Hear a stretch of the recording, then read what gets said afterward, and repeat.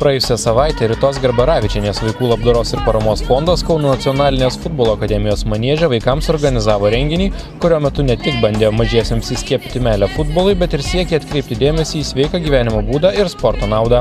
Šventėje apsilankė ir vaikus sveikino fondo įkūrėjos Ritos vyras Arvydas Garbaravičius. Vis tik tai mes visi Kaune užaugom, aš užaugau Žaliakalnį, turėjom uždarą kiemą ir futbolas buvo nuo ryto iki vakaro, tai mėgėjiškas potraukis yra. Dabar jeigu žiūrint apie šitą renginį, tai vis tik tai tų vaikų, kurie, sakykime, ne viską gali patys pasiekti gyvenime, tai mano žmonos fondas, Ritos Garbaravičienės fondas veikiantis 9 metus, jis prisideda. Jis pabando tom žmonėm parodyti kitus horizontus ir pažiūrėti, kad galima gyventi ir kitaip, negu jie dabar gyvena, kad turėtų savo tikslą. Ritos Garbaravičienės vaikų labdaros ir paramos fondas buvo įkurtas 2005 metais siekiant gerinti vaikų sveikatos būklę, sąlygas jiems sveikai augti, pagelbėti sergantiems ligomis ar nuo kitų sveikatos sutrikimų kenčiantiems vaikams bei jų šeimoms. Pasak renginyje apsilankiusios Seimo narės Orintos Leiputės, džiugu suteikti vaikams galimybę sportuoti ir matyti jų šypsenas.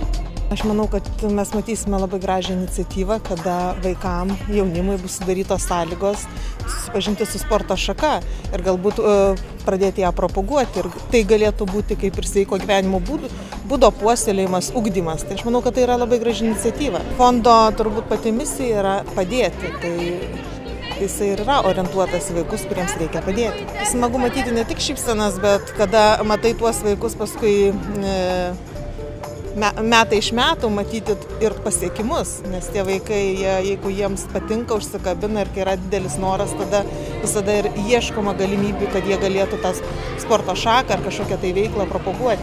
Kas iš draugų geriausiai žaidžia? Lukas, pusbrolis mano.